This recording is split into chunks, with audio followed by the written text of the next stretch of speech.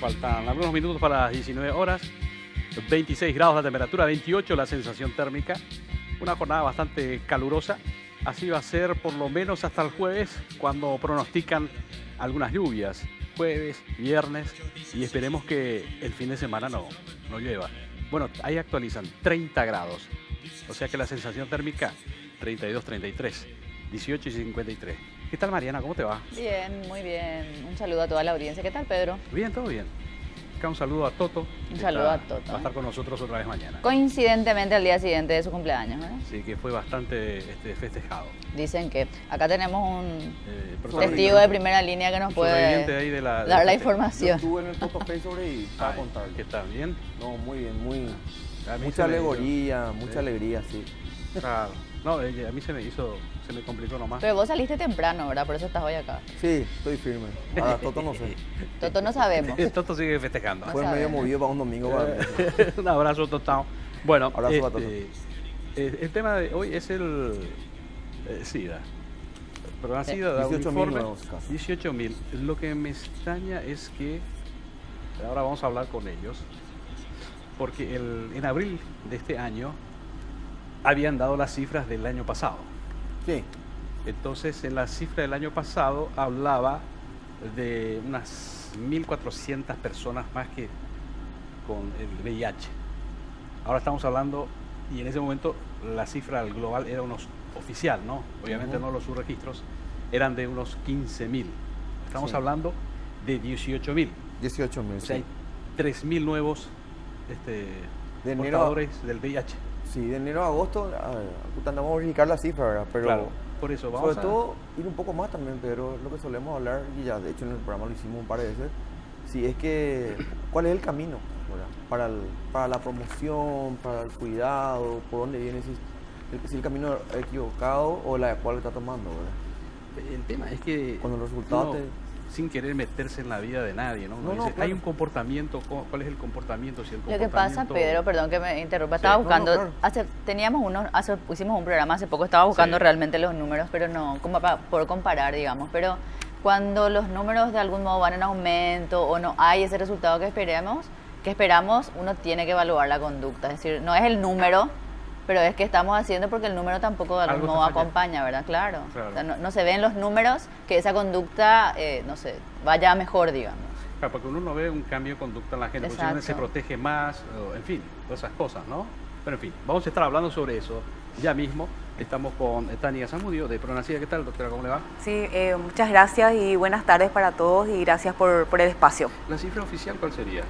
Estuve escuchando atentamente lo que estaban diciendo y es muy importante aclarar, ¿verdad?, de que las 18.000 personas que estaban hablando recién es lo que se estima que existe en Paraguay, ¿verdad? Lo que nosotros hacemos como Ministerio de Salud es cargar unos datos en un software que se llama Spectrum.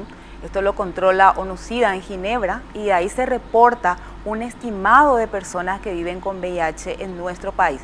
Normalmente las cifras oficiales los cerramos a cada año, en diciembre de cada año. Entonces debemos aclarar que el estimado es 18.500 personas que estarían viviendo con VIH en nuestro país. Claro. Nosotras, las cifras oficiales se daría, bueno, el año que viene, digamos. Y las cifras oficiales hasta el 2016 están. De esas personas están diagnosticadas 15.000 personas en nuestro país y están vivas 12.331 personas. Está totalmente revisada la base de datos. Más una proyección de 3.000, digamos, que podrían estar viviendo con el VIH, pero que no sabemos, que no tenemos reportes. Esa es la brecha, justamente en lo que estamos trabajando en la oferta de las pruebas rápidas para el diagnóstico, porque el objetivo como salud pública es ofrecer las pruebas rápidas en forma gratuita y confidencial, justamente para disminuir esa brecha que existe. Claro que sí. Van a compartir por este bloque el micrófono, si le puedes pasar, por favor. Francisco, le pasas el micrófono a Martín Negrete de la Fundación Vencer. ¿Qué tal, Martín? ¿Cómo te va? Buenas tardes a todos, todas. Muchas gracias por la invitación. ¿Cómo vienen trabajando ustedes con esto? Bueno, la Fundación Vencer es una organización que trabaja ya hace 22 años por los derechos humanos de las personas que viven con VIH y SIDA. Y nuestra misión de hace varios años siempre es lograr el acceso universal a la salud y a los derechos humanos. Básicamente trabajamos esos dos ejes que están ligados, ¿verdad? Porque salud sin derechos humanos no tiene sentido, ¿no? Tiene sentido. O derechos humanos sin salud. Entonces, básicamente porque la salud es un derecho humano. Entonces, eso es básicamente nuestra misión y nuestra visión. Perfecto. Está también con nosotros Francisco Benítez del Centro de Denuncias de VIH. Ya tiene. ¿Qué tal, Francisco? ¿Cómo te va? Muy bien, Pedro, agradecido por el espacio. Bueno, el Centro de Denuncias es un espacio alternativo de la ciudadanía y una opción de la red que trabaja en VIH en Paraguay, porque el Estado no tiene un espacio donde puedan hacerse denuncias sobre situaciones de estigma y discriminación que sufren las personas que viven con VIH. Y no solamente las personas que viven con VIH, sino también aquellas personas que son vinculadas a personas que viven con VIH. Y el trabajo como eje que lleva el Centro de Denuncia es, digamos, la incidencia a nivel político para influir en la gestión del Estado y que pueda producir acciones positivas que permitan disminuir el estigma y la discriminación en la temática de VIH en Paraguay. Claro que sí. Sí, Felipe. Sí, justamente para Francisco. ¿Tienen ustedes algunos estudios o alguna postura asumida con respecto al estilo de comunicación que se realiza desde el Estado, digamos, con respecto al SIDA? ¿Cómo les llega a la gente esa comunicación, ¿verdad? Esa campaña? Bueno, ¿qué les faltaría en todo caso o qué les parece que está bien? Bueno, creemos que es una política establecida por una ley y que establece que como primera línea la prevención, luego la atención con personas que viven con VIH, pero en ese contexto de prevención creemos nosotros que es necesario un enfoque de derechos humanos que respete ciertos derechos de las personas que viven con VIH.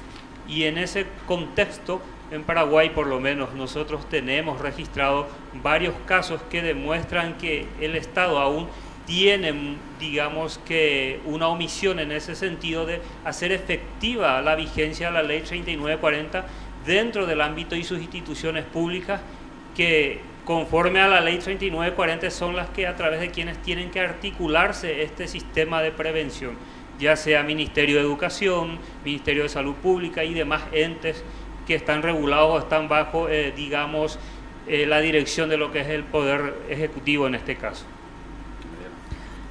Para Tania, ¿cuál es la situación actual en materia presupuestaria y cuál sería un poco, bueno, ahora se está hablando mucho del tema presupuesto en todos los estamentos, digamos, ¿cuál es la situación en cuanto a tratamiento, prevención y todo lo que tiene que ver con VIH y cuál es la proyección que sería ideal también? Es decir, todo lo que tenga que ver con presupuesto. Sí.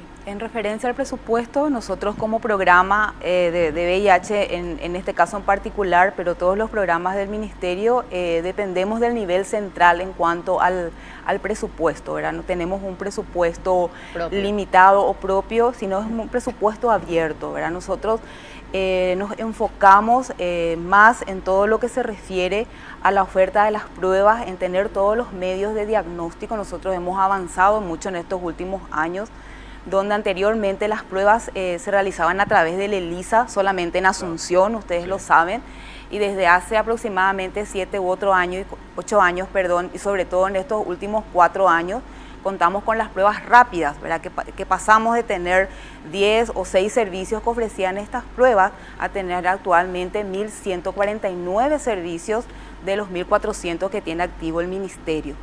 También ¿eso básicamente es casi todo el país o llegan a todo el país? Llegamos a todo el país, a las 18 regiones sanitarias. Nosotros tenemos un plan de trabajo que está enfocado en la descentralización de los servicios. También en el acceso universal al tratamiento antirretroviral, nosotros tenemos como Estado, como Ministerio de Salud, la medicación disponible para todas las personas, para todos los ciudadanos del país que se acercan a los servicios de salud. Inclusive estamos cubriendo a aquellos extranjeros, el 100% en forma gratuita. Entonces la mayor parte del presupuesto va a todo lo que es diagnóstico, pruebas de laboratorio, que son el CD4, la carga viral y el test de resistencia, todo lo que se refiere a antirretrovirales, atención gratuita médica y psicológica, y también todo lo que se refiere a medicamentos para las patologías llamadas marcadoras de SIDA. Sabemos que tenemos que trabajar más fuertemente en lo que es prevención, y de hecho lo estamos haciendo esto es un proceso, ¿verdad? No podemos pasar en esto. Tenemos 30 años de epidemia y 27 más o menos en nuestro país, donde hemos avanzado mucho en lo que es diagnóstico, tratamiento, asistencia médica, y sabemos que tenemos que trabajar mucho más en prevención. Una precisión nomás me gustaría hacer, porque mencionaste que es presupuesto abierto. Es lo que nosotros como programa lo que hacemos es de estimar, por ejemplo, necesitamos este año contar con medicación antirretroviral. Le doy un ejemplo, ¿verdad? El año antepasado teníamos 5.000 pacientes o 4.000 pacientes, el año pasado teníamos 6.000 pacientes, este año tenemos 7.500 pacientes ya a la fecha. Entonces se va abriendo el presupuesto en lo que se refiere, o sea, yo quiero tanto medicamento porque estimo que este año voy a alcanzar a tantas personas. Entonces es la proyección que hace el Pronacida y ese es aceptado, ¿verdad? En referencia también a los reactivos y a los reactivos para análisis, necesito tanto para esto y proyecto que voy a tener el doble o el triple a fin de año, por ejemplo. Entonces eso todo está cubierto a nivel central, ¿verdad? Y Martín, recién estábamos hablando con Felipe y con Mariana sobre, bueno, cómo que va avanzando, digamos, ¿no? Este tema. Y decíamos, bueno, ¿qué es lo que pasa? ¿Está fallando algo en el sistema o y sin querer meternos en la vida privada de nadie? O sea, cada uno, si se cuida, puede hacer lo que quiera, ¿no? Pero sin embargo, uno no ve un cambio en la conducta. Hay conductas que son riesgosas y uno se pregunta, che, ¿qué pasa con esto? ¿Ustedes están de acuerdo con eso o tienen otro punto de vista? Sí, bueno, partamos de la base que casi más del 90, 92, 93 o más % de los casos de VIH se explican por transmisión por vía sexual. Sí. ¿Sí?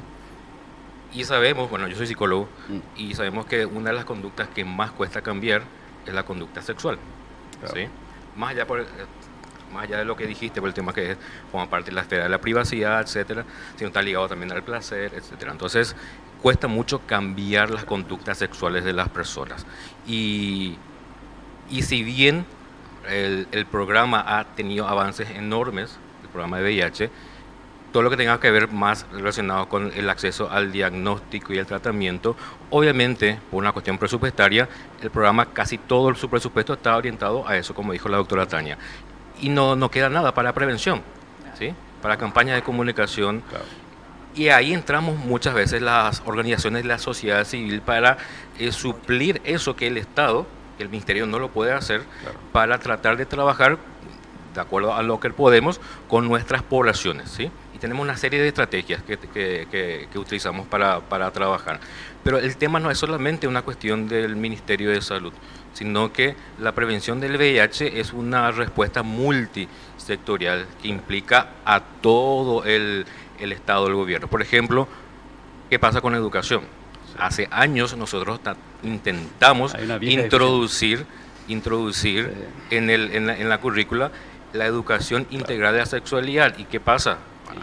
Hace unos años hay como una embestida, digamos, una ola conservadora que ha satanizado la educación sexual y ahora la perspectiva de género. Y justamente son dos herramientas fundamentales que tenemos nosotros como para educar y brindar a las personas, a los adolescentes, de las herramientas necesarias para generar control o ejercer su sexualidad con responsabilidad y poder tener el control sobre eso, ¿verdad? ¿Y cómo se hace? Dándole información, conocimientos e insumos y facilitando el acceso a esos insumos. Pero sin embargo, estamos luchando contra un verdadero muro, ¿sí? El Ministerio de Educación sabemos lo que ha hecho en los últimos meses y bueno, y esa es una gran barrera que tenemos nosotros. El Ministerio no puede suplir lo que el Ministerio de Salud, me refiero, no puede suplir el rol del Ministerio de Educación. No, imposible. El Ministerio de Salud cumple su función de brindar y generar la disponibilidad y accesibilidad, digamos, de todo lo que tenga que ver con los insumos de salud para que la persona, una vez que sea diagnosticado, pueda entrar en un tratamiento y tener una adherencia de por vida. Pero el tema de la educación es una gran deuda, sin duda. Sí, justamente mencionaste lo de campaña de comunicación, que lo ya había planteado al principio. ¿Qué hacen ustedes de vencer, digamos? ¿Cuáles son las estrategias que No mencionaste para que especifique en qué trabajas, qué áreas trabajan, ¿verdad? Bueno, nosotros trabajamos básicamente con las personas que ya viven con el VIH, o sea que el nivel de prevención es un nivel de prevención más secundario, es decir, ya trabajamos con personas que ya están infectadas o que viven con el VIH y lo que tratamos de evitar es que esas personas enfermen y mueran, es decir, que se adhieran al tratamiento, que es todo también un desafío, ¿verdad? Sí, ¿verdad? Es todo un desafío. Entonces, básicamente, gran parte de nuestras acciones están orientadas a mejorar la calidad de vida de las personas que ya viven con el VIH, no solamente en cuanto al acceso a la salud, sino también, y es una otra enorme barrera que tenemos, es el estigma y la discriminación que está asociado al VIH, porque muchas veces lo que genera mayor daño no es el virus, porque el virus está garantizado, de hecho el VIH ya es una enfermedad crónica, ¿verdad? Si la persona se adhiere al tratamiento y puede tener una calidad de vida y una expectativa de vida similar a cualquier otra persona, ¿no? Una enfermedad crónica, pero lo que realmente daña y enferma y muchas veces mata a la persona es el estigma y la discriminación, porque no tiene acceso a la educación, no tiene acceso al trabajo, o se lo despide del trabajo o no se le permite entrar, es excluido de ambientes familiares, sociales, etc. Una serie de derechos que la persona pierde por el simple hecho de vivir con el VIH, ¿verdad? Vos sabés que estaba escuchando el tema de los adherentes. Obviamente el tratamiento es adherente, tiene que tomar, deja de ser, digamos, un paciente, abandona el tratamiento después de los 3 meses de no tomar las pastillas hasta que tienen que hacerlo diariamente. Y yo me pregunto, ¿qué pasa con estas personas que estaban siguiendo un tratamiento y la dejaron por X motivo? ¿Hay registros? Sí. ¿Se sabe dónde están? ¿Quiénes son? También cuál es la responsabilidad de eso. Bueno, por eso ahí está va orientado a Francisco justamente, ¿no? Porque de este tema ya hablamos varias veces, ¿no? Y hay gente que estaba con el tratamiento y dejó de hacerlo. ¿Por qué? No sé, ¿no? En este contexto, lo que implica VIH es multidimensional, digamos, sí. Afecta, digamos, un espectro bastante grande de lo que son los derechos de las personas y entre ellos un eje principal en la ley 3940 es el tema de la confidencialidad, que es la cuestión, es la mecha que dispara, digamos, muchas limitaciones y produce barreras y obstáculos al momento de poder, en primer lugar, acceder al test que ofrece, digamos, el Ministerio de Salud de manera gratuita. La segunda es, al acceder, es de que la confidencialidad del resultado se mantenga y que esto no se divulgue y como consecuencia vengan limitaciones al ejercicio del derecho.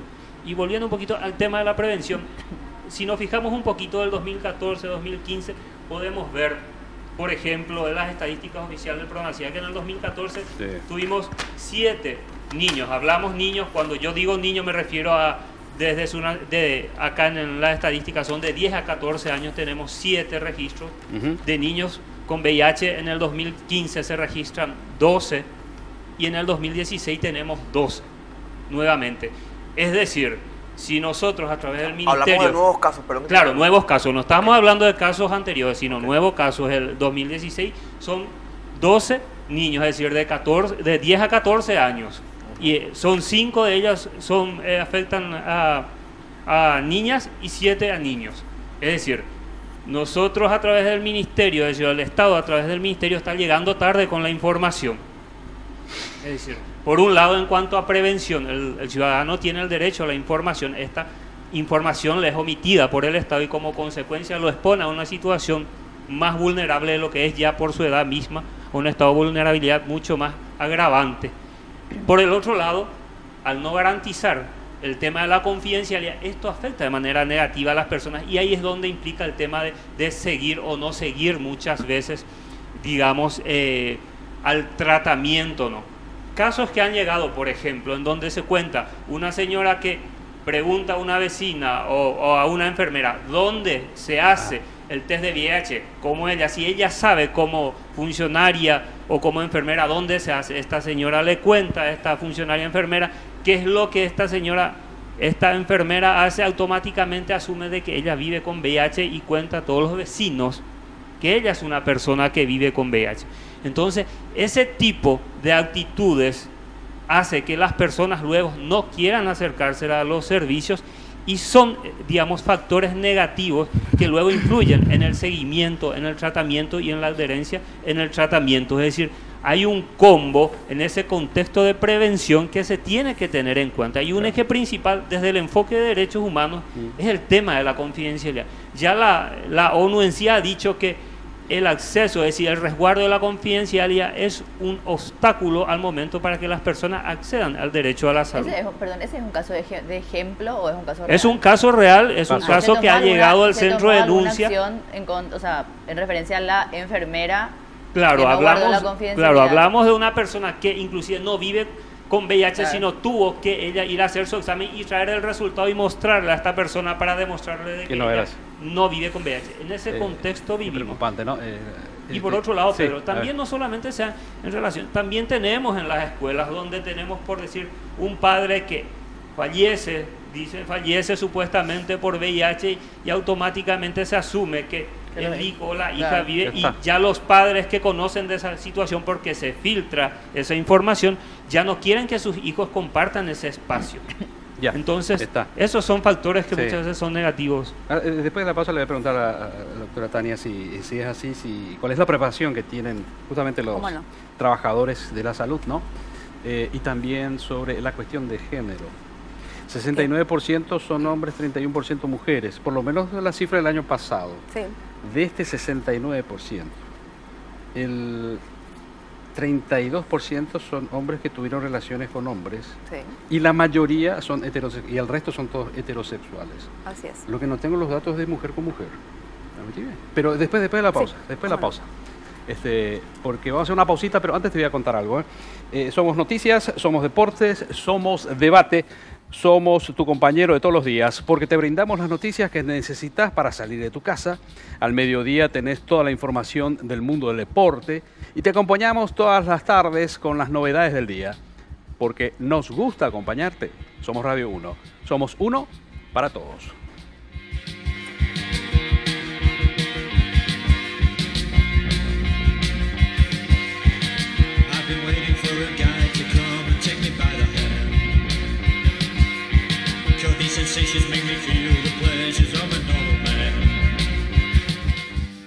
Señoras y señores, estamos hoy en Sin Vueltas con el tema Vivir con VIH.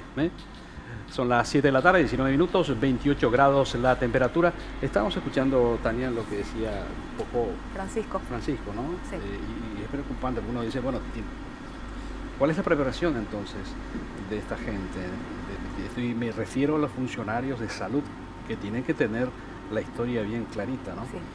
Yo quería antes que nada comentar un poco lo que decía Francisco, ¿verdad? En cuanto a los datos epidemiológicos, ¿verdad? Nosotros si comparamos los años anteriores, vamos a ver que existe una diferencia en los nuevos diagnósticos por año, pero es justamente porque nuestro plan de expansión comienza justamente en el 2014. Entonces, si hacemos un comparativo 2014, 15 y 16, por supuesto que vamos a tener más niños con diagnóstico de VIH, porque estábamos trabajando justamente en lo que acabas de referir, la educación en los servicios, en particular a todo lo que se refiere a la asistencia médica, a la consulta clínica y a la consulta pediátrica. O sea, no esperar que el paciente venga con alguna sintomatología para hacerle la prueba, sino ofrecerle la prueba antes de que presente síntomas. Entonces vamos a encontrar más. Una precisión nomás, de algún modo es como que no hay más nuevos casos necesariamente, sino que hay más diagnósticos. Sí, no son nuevos casos de hecho, son nuevos diagnósticos, ¿verdad? Y si nos fijamos también en la estadística, nosotros como programa de salud estamos enfocados a tener 0 niños con VIH, o sea que las madres no transmitan a los niños. Y probablemente este año, a final de diciembre, vamos a ver esa mejoría. En el año 2014 había 7, en el 2015 6, en el 2016 6, y ahora agosto tenemos 2 niños solamente que han adquirido el VIH a través de la madre al niño. O sea, son situaciones que hay que analizar, ¿verdad? Y que probablemente van a seguir apareciendo casos porque justamente estamos orientados a eso. Y es una forma de prevención. El diagnóstico precoz, cuando diagnosticamos precozmente y tratamos precozmente a la persona, estamos haciendo también prevención. Prevención, ¿no? Sí, Felipe. Sí, también para Tania, si tu presupuesto fuera 100 dentro del programa, si bien dijiste que a lo mejor no tenés un presupuesto entre comillas propio, ¿verdad? Que depende otra vez del presupuesto de la bolsa grande que es salud pública, ¿verdad? ¿Cuánto sería en porcentaje para lo que tiene que ver con tratamiento, digamos, entre comillas, la parte médica? te lo hablo así muy en crudo para que todos entendamos. Sí. Y lo que tiene que ver con campañas de prevención o de comunicación. Claro, actualmente el 90 o el 95% del presupuesto asignado al Pronacida va a lo que es diagnóstico, tratamiento, seguimiento, consultas, recursos humanos, infraestructura, insumos, reactivos, todo lo que se refiere a eso, y un 5% a lo que es prevención y comunicación, sobre todo en lo que se refiere a folleterías y materiales educativos, charlas, bueno, pero las charlas lo realizamos dentro de la estructura del ministerio, por eso que las capacitaciones las hacemos más bien en los servicios de salud. Llegamos hasta nuestros pares en lo que se refiere a salud, ¿verdad? Sí. Estamos trabajando en las regiones sanitarias, vamos trabajando desde el nivel inferior, que sería la unidad de salud familiar, hasta los hospitales regionales o distritales, que son los de mayor envergadura, ¿verdad? La falencia que tenemos es poder llegar a la comunidad, ese trabajo más cercano, más directo, que lo estamos haciendo ahora, pero muy incipientemente con la unidad de salud de la familia, ¿verdad? Ese contacto cercano con la persona, de ofrecerle no solamente la vacuna, o no solamente el grupo sanguíneo, o no solamente el control de las embarazadas, sino también... básicamente se puede vivir con VIH, claro, que mucha gente en la unidad de salud familiar están las pruebas gratuitas, es sencilla, es un test rápido, dura 20 a 30 minutos el saber si uno probablemente está viviendo con el VIH, y ese trabajo es lo que estamos haciendo, ¿verdad? Es un proceso lento porque tenemos que llegar a todos los servicios, pero desde principios de 2015 que estamos trabajando con toda esa estrategia. Perdón, Pedro, ¿cuál es la percepción que tienen ustedes de la misma pregunta que le hacía más o menos a Martín y a Francisco, de cómo le llega esa información a la gente, digamos? Yo creo que falta, por supuesto, no podemos negar, ¿verdad? Falta más campañas comunicacionales. Ni quiero hablar, perdón, Tania, ni quiero hablar de ampliar la base, sino que de lo que pueden hacer, me estás contando del 2015 a esta fecha, la calidad de la información que reciben, o sea, cómo le llega a la gente, ¿verdad?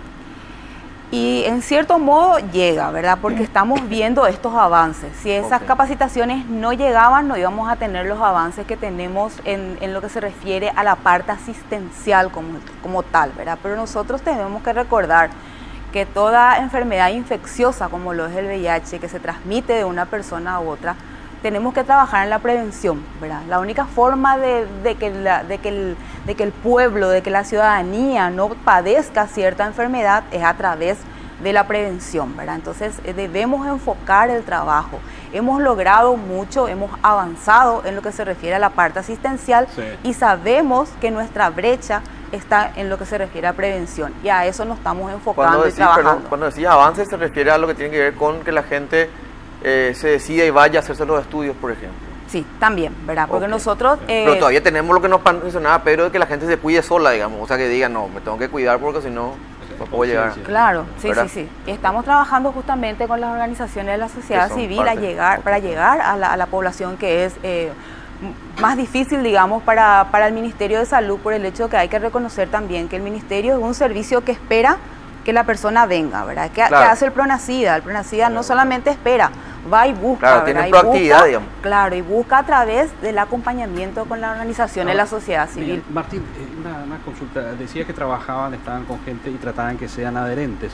Contame algún caso, una persona que dejó de ser adherente, ¿por qué y si retomó el tratamiento? Bueno, hay muchísimos casos de personas que bueno, el tema de la adherencia se puede ver en muchos... ¿Y por qué dejó? Claro, hay gente que se diagnostica... Toma un caso testigo, algún caso sin decir nombre, obviamente, y especificamos. Bueno, yo no puedo hablar de un caso particular, sino puedo hablar, digamos, de ciertas generalidades, ¿sí? Bueno, hay como distintos niveles en donde la persona... deja o no se adhiere, digamos, o no se vincula al servicio. Hay gente que se diagnostica, cuando Tania sabe, tiene la estadística, tiene el diagnóstico, pero nunca más aparece para hacer su primera consulta, o hace su primera consulta y luego no hay una vinculación que le llamamos, ¿verdad? La primera vinculación.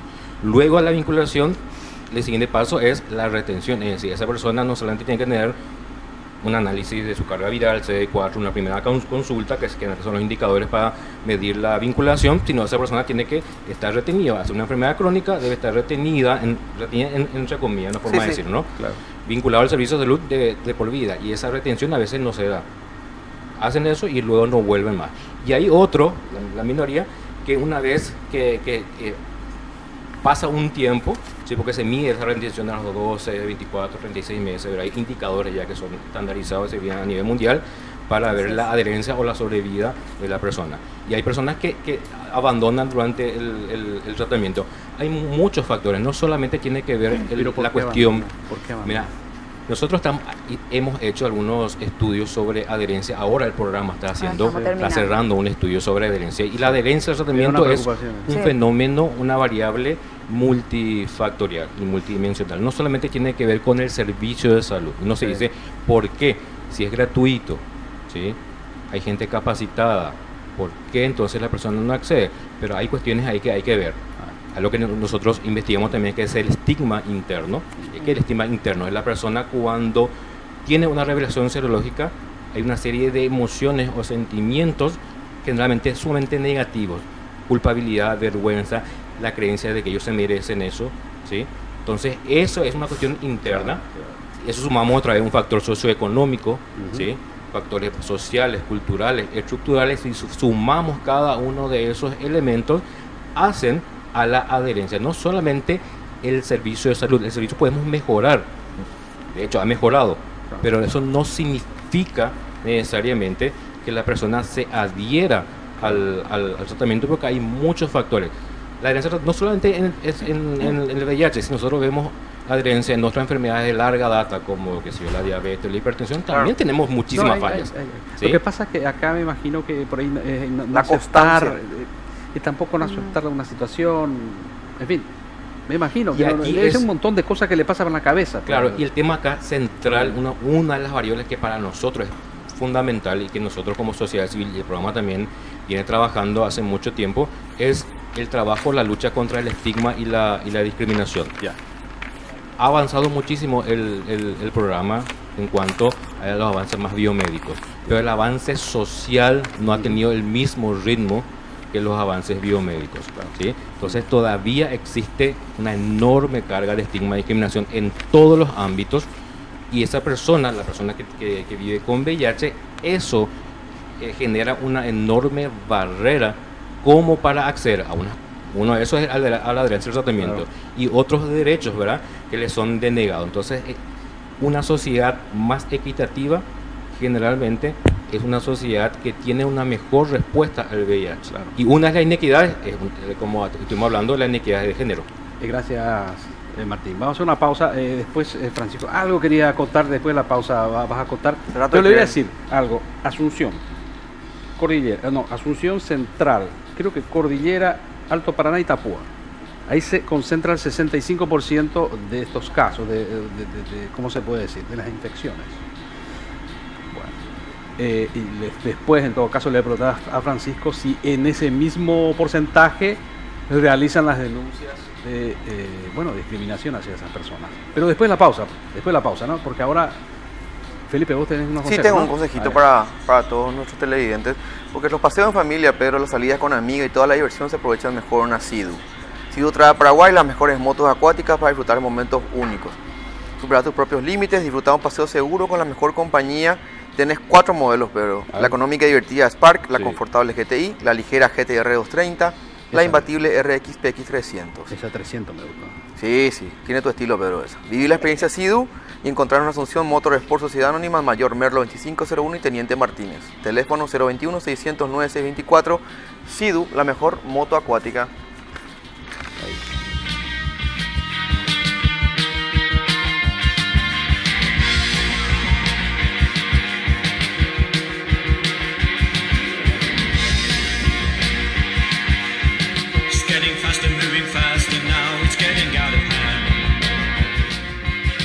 Bueno, amigos, esto es la edición de lunes de Sin Vueltas. Son las 19:34, 28 grados la temperatura. Antes, Mariana, Francisco, querías acotar algo. Además te había hecho la pregunta sobre las zonas o los departamentos en donde existen más incidencia de infección. Quería saber si en ese mismo porcentaje se hacen las denuncias de discriminación. Bueno, nosotros tenemos denuncias registradas de gente que realmente vive más cercana, que tiene mejor acceso. Tenemos que recordar de que no todas personas tienen, digamos, acceso o llega la información de la existencia del centro de denuncia como un espacio. Disculpame, Francisco, son departamentos importantes. Es Central, Cordillera, es Alto Paraná y es Itapúa. Con mucha comunicación. Con mucha comunicación. Sí, sí. Pero aún así, es decir, tenemos, digamos, no tenemos una cobertura total en ello, sino que van conociendo a la persona de acuerdo a la información que va llegando, o tal vez una persona que sufrió de situación de discriminación, que fue asistida por el centro de denuncia, pasa la información de que hay un espacio donde se le puede brindar asesoramiento gratuito y confidencial y informarle sobre herramientas que tienen para acceder a exigir la reparación de ese derecho que fue violado en un contexto.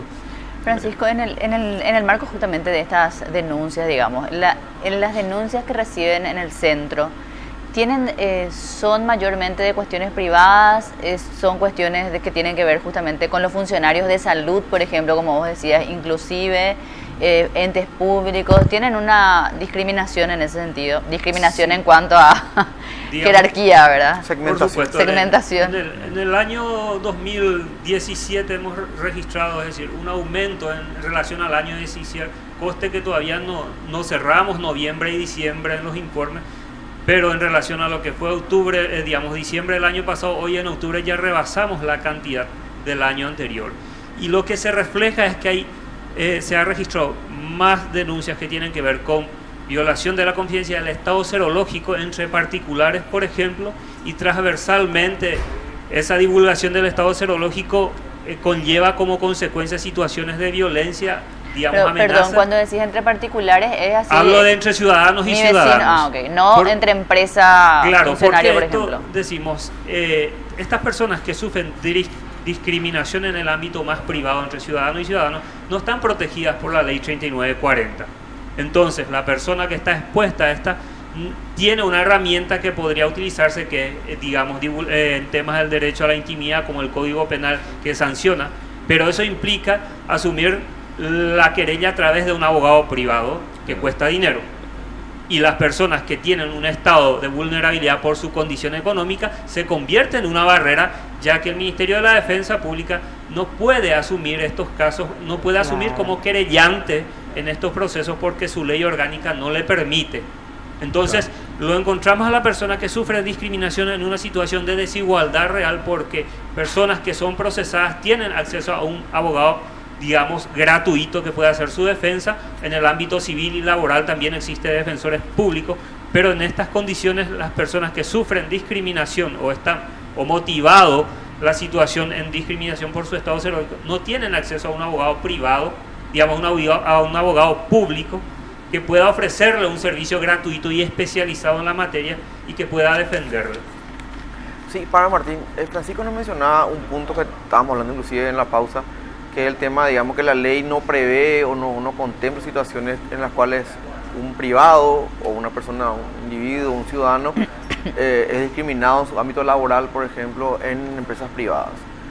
¿Ustedes creen que haya otro punto más que a lo mejor podamos ajustar en la ley o están de acuerdo o no? ¿O les parece que qué punto faltaría agregarle? Bueno, en realidad, o sea, lo que la ley estipula, bueno, es claramente, o sea, una serie de garantías que tiene la persona con VIH. Te pongo un ejemplo. La ley dice que el test de VIH tiene características. Una de ellas es la voluntariedad, la confidencialidad y la gratuidad, obviamente, en las redes de servicios públicos. ¿Qué pasa cuando una empresa pide el test de VIH, entre otros test, para el acceso, la permanencia o la promoción laboral? ¿Sí? Obviamente ahí está violando ese principio, ese artículo de la voluntariedad de la prueba del VIH y la confidencialidad, porque ¿cuál es el procedimiento? Muchas veces el procedimiento viola todos los protocolos, porque el resultado ni siquiera se le da a la persona, al empleado, sino va al recursos humanos. Sí, el recurso humano abre y el recurso, la persona que está en el recurso humano le entrega a esa persona su resultado y luego la consecuencia ya sabemos cuál es. Claro, ¿verdad? Lo que pasa es que es la empresa la que pide. Claro. Y ahí viola, ahí sí viola. Tienen derecho la ley. Porque pagan el. Claro. No solamente la ley, sino hay también una resolución del Ministerio de Trabajo que también prohíbe la solicitud de la prueba del VIH para el acceso a la permanencia en el lugar de trabajo. Pero ¿qué pasa? No solamente es un problema una vez si la persona llega a denunciar, ¿sí? No solamente un problema económico, sino también la persona, al entrar en una cuestión más privada, necesita necesariamente revelar y visibilizar su condición de VIH, y obviamente la persona evalúa y ve que revelarse o visibilizarse como una persona que vive con VIH tiene mucho más costos que obviamente emprender, digamos, un proceso. Entonces deja en el camino. Nosotros hicimos el año pasado un estudio que ahora el 30, el jueves presentamos a las 9 de la mañana, un estudio que medía los niveles de estigma y discriminación en personas que viven con VIH y SIDA. Por ejemplo, 8 de cada 10 personas, más del 80% de las personas con VIH, habían declarado que en el último año previo a la entrevista habían sido objeto de algún tipo de violación de alguno de sus derechos, ¿sí? Cuando le preguntamos cuántos de ellos habían iniciado una acción reparatoria, del 80% solamente era el 14%, ¿sí? El resto le preguntamos por qué no, y ahí entraba: no tengo dinero, no creo en la justicia. ¿Qué camino siguieron ese 14%? Pero nada. Quedaron así. Claro. O sea que ese daño quedó, digamos, sin reparar, quedó impune, ¿verdad? Ya sea en cualquiera de los Martín, ámbitos que surgió. Una consulta, digamos, no es la primera vez que hablamos de esto, Sí. lo hemos hecho varias veces, y reiteradas veces escuchamos las empresas, te llaman a recursos humanos, o sea, ya sabemos que esto se hace, o sea, no puede, Paraguay es chico, y así como se sabe lo otro, o sea, no creo que sea tan difícil saber también qué empresa es la que tiene esta práctica, porque no son casos aislados, no es que sospechan que hay uno y lo hacen regularmente, generalmente. Entonces, ¿qué medidas se puede tomar de algún modo, si ya se sabe, si ya se conoce? Es decir, si el ciudadano que está en desventaja no quiere movilizar todo el aparato judicial, quizás no lo pueden hacer las organizaciones, tiene que ser exclusivamente una cuestión privada, porque si es violación de derechos humanos, o sea, en general no prescribe y no debería ser solamente la persona afectada, no, es una cuestión privada nomás. Ahí, bueno, le doy la palabra a Francisco porque generalmente son los encargados de acompañar constante. Nosotros cuando recibimos denuncias también derivamos al centro de denuncia, ¿verdad? Súper. Bueno, ahí tenemos una cuestión de un problema de la configuración de la ley. La ley solamente permite a la persona que sufre la situación de, digamos, de limitación del derecho, entonces eso excluye a cualquier otra persona, ya sea jurídica o física, poder entablar o iniciar una denuncia formal. Entonces solo la persona afectada es la habilitada por la ley para plantear. Eso es una cuestión que creo debiera de estudiarse, de ver otras formas en que haya alguna modificación que permita en estos casos. ¿Por qué? Porque las empresas... No, yo me refiero cuando ya es una práctica regular, justamente. Por supuesto, es decir, no pero es acá también él entra nomás. responsabilidades de organismos del Estado como el Ministerio del Trabajo, que tiene la ley, la resolución 730 del 2009 que aclara sobre el decreto presidencial que obliga a los exámenes admisionales, dice, es muy claro, está prohibido el test de VIH para la admisión o digamos, es decir, para la admisión de dentro del trabajo, y cualquier empresa que la viole está expuesta a una sanción. Pero ¿cómo hace la fiscalización de esta situación? Por ahí la persona ni sabe que le están haciendo. Ahora, el otro problema es sobre lo que dice Pedro. ¿Cuál es el íter del proceso de violación de estos derechos que están garantizados por la ley 3940? Es que te sacan la sangre a la empresa en un laboratorio privado y ahí hacen todas las baterías y entre ellos el VIH, sin que sepa la persona que está dando su sangre, y sin que se lo comunique y sin saber. El resultado es enviado a la empresa y por supuesto la empresa no puede alegar el despido basado o motivado en el estado serológico porque está prohibido por ley, y eso sería un despido injustificado. Entonces, ¿qué es lo que hace? Como le contrata dentro del periodo de prueba, luego, ante esos 3 meses, tiene que presentar el examen admisional, rescinde el contrato. Sí, el famoso echa la ley, echa la trampa. Claro. Y ya está. Tania, estamos nosotros hablando de los porcentajes, y para que la gente vaya entendiendo, porque todavía está ese estigma con respecto al VIH. Decía... Estamos hablando de cifras del año pasado, ¿no? Pero obviamente son las que se tiene y con las que se está trabajando. Del 100% se distribuye 69% hombres, 31% mujeres. Del 100% de hombres, del 69, el 100% de hombres, el 32% son hombres que tuvieron relaciones con otros hombres. Así es. Relaciones homosexuales, ¿no? Sí. Y el resto, el 68% son heterosexuales. Así o por lo menos no dijeron que tuvieron relación con otro hombre, pero ahí está, pues porque se estigmatiza el tema del VIH, cuando en realidad los números están cantando otra cosa. Sí, nuestra prevalencia de VIH es mayor en lo que se refiere a hombres, Ajá. es mayor en hombres que tienen sexo con hombres, ¿verdad? Según nuestras estadísticas, Ajá. tenemos mayor número de personas diagnosticadas en hombres heterosexuales, Sí. pero como bien lo dijiste, probablemente la persona no se autorreconozca como una persona como un Pero, hombre que tiene sexo entonces con no hombre, sirve ¿verdad? para las estadísticas eso. No, se hace un estudio, justamente ya. un estudio de prevalencia, estamos terminando ahora. Ujú. El estudio anterior fue del año 2014 y la prevalencia en hombres que tienen sexo con hombres es del 13%, ¿verdad? Sí. En la población general es 0,5%. 0,5. ¿verdad? 0,5. En personas trans es Sí. de 26,7%.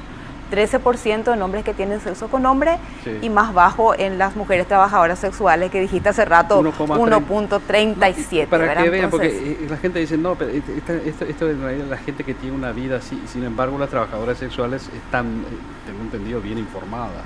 sí, justamente son las personas que ¿Por qué? aplican una de las estrategias de prevención, que es el Ajá. uso del preservativo con la o las parejas, ¿verdad? Ya sea con la pareja estable o con el cliente. Ujú.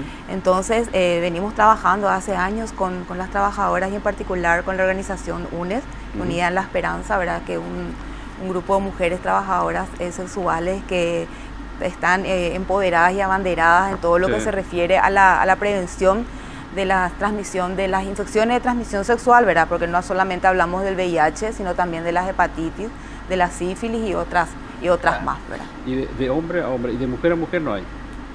De mujer a mujer nosotros no tenemos estadísticas, No hay ¿verdad? No, estadísticas. por lo menos ninguna persona, una mujer se reconoció como una mujer Ujú. gay o lesbiana, ¿verdad? Y que haya tenido una relación con otra mujer y que esa haya sido la fuente de transmisión, porque entre una mujer y otra no hay intercambio de fluidos, ¿verdad? Esto es para la gente que estaba preguntando. Si hay alguna pareja de mujeres, ¿verdad? Probablemente si una de ellas está viviendo con VIH, la vía de adquisición fue otra, probablemente una relación con un hombre, ¿verdad? Una heterosexual. Bueno, vamos a hacer una pausita, ¿eh? Pero antes le voy a comentar, somos noticias, somos deporte, estamos siempre con todos ustedes, somos debate, somos tu compañero de todos los días, porque te brindamos las noticias que necesitas al salir de tu casa. Al mediodía tenés toda la información del mundo del deporte y te acompañamos tus tardes con todas las novedades del día.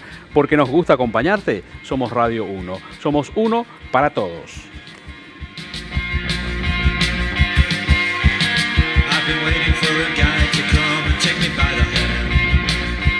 Bueno amigos, último bloque, ya prácticamente despedida de esta edición del lunes de Sin Vuelta. Francisco, consideraciones.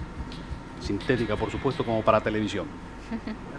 Básicamente debemos apostar por la prevención y el Estado debe apostar por un mayor ejercicio en el tema de la prevención como para seguir reduciendo, digamos, o procurar reducir esos casos que anualmente se vienen, digamos, registrando cada año, teniendo en cuenta de que este año el VIH, con el informe del PRONACID del 2016, Sí.